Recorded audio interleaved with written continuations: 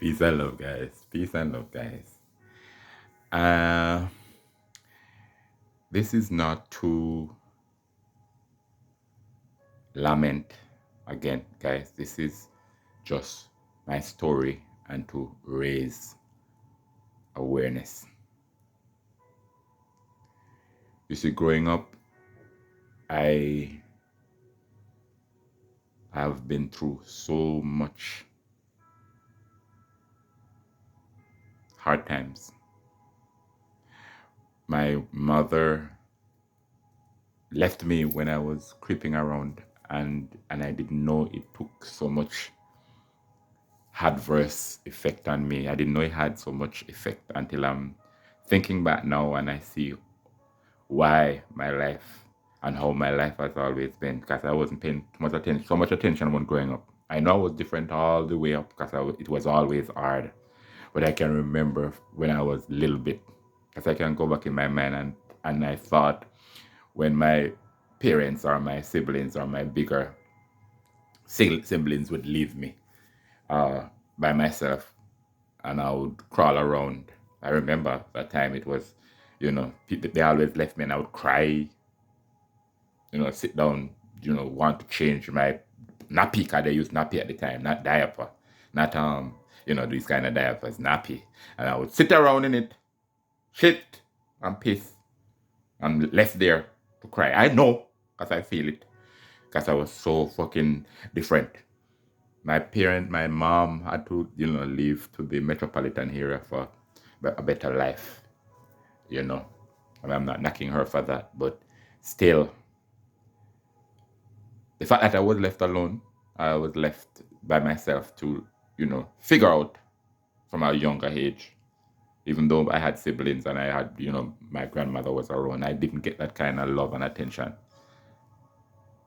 from my parents, and it causes this, effect, but time come,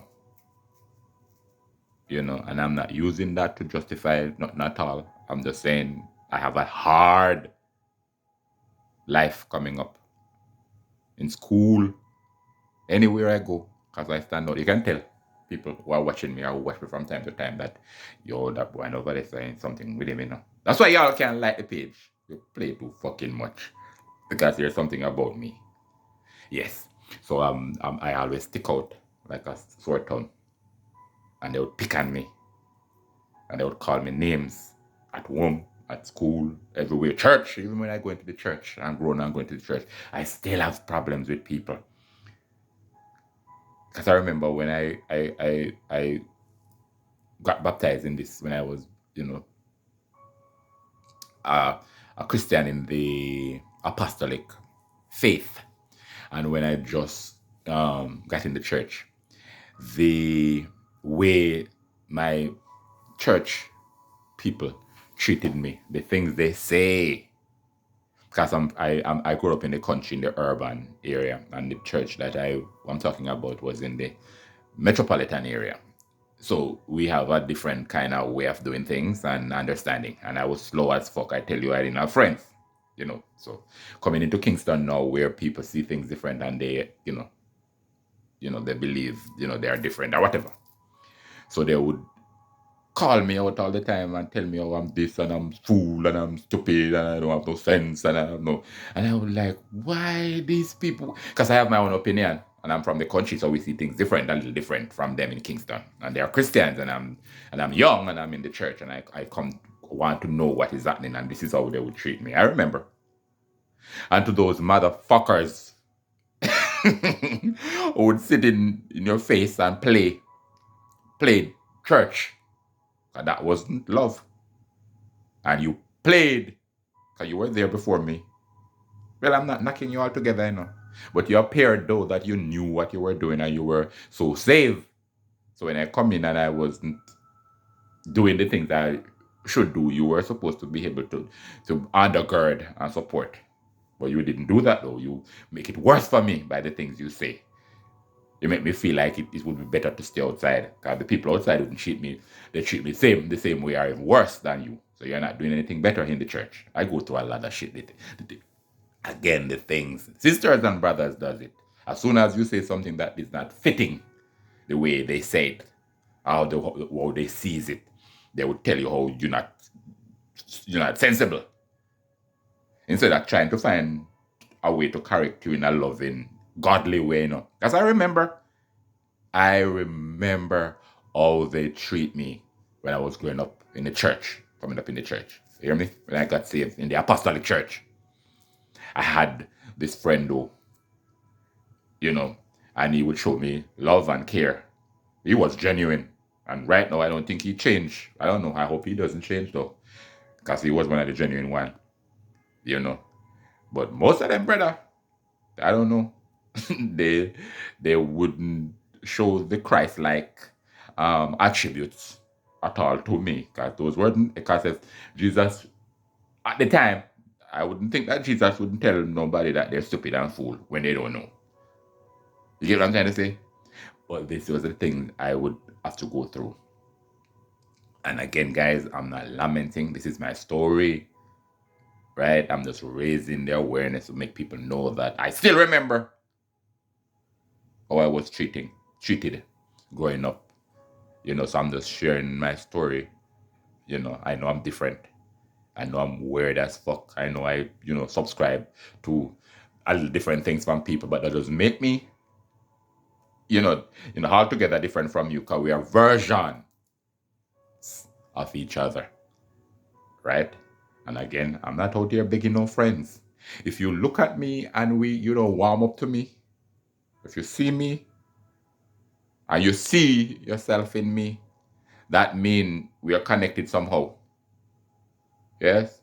But don't force yourself to come to talk to me because you see somebody, I'm saying something nice. If you say something nice and you like it and go on about your business.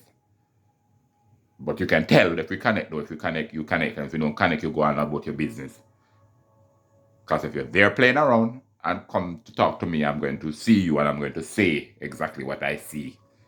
Especially when you're telling me, look here, man, I want to take responsibility for who I am and the way I do things. And I'm going to try to help you. Yes? Because that's how love is. I love myself. And I can't love myself and see you doing the wrong thing and not tell you. What kind of sense does that make? You get what I'm trying to say to you? So, I'm going to be this way. I don't have nothing to hide. I don't see there's no point in hiding from people who does the same or similar things. Yeah? And I'm not here trying to be no perfect or nothing. I embrace my imperfections. Yes? I know what you're talking about. I'm not this and I'm not that. I'm not less than nobody else. I'm perfect. I'm perfectly imperfect, if you will. Right? So, yes, guys. That was a little bit of my life coming up, It's kind of different, really, guys. When you hear me talk about it so much, and there's a lot more. I have so much stories, genuine stories that take place in my life that I can remember and that I am remembering now, guys. But I'm just using the time to slowly heal myself. And as soon as I heal, I can talk about it. I don't have those pains and struggle to say what I'm going through because I'm healing. Right? And when you heal and when you love yourself, you don't have nothing to hide around the back. You walk on shadows. You stand up for yourself. And you are being authentically you. At the end of the day, nobody can represent you. You have to represent yourself. Yes? When you say you awake or you becomes conscious and you step into who you really want to be, you got to face all these kind of consequences of pain and suffering and people not loving you and people not saying the things you want to say and people not understanding you. All of those comes into effect when you decide that you're going to tread this path. All right? Continue treading. Peace and love.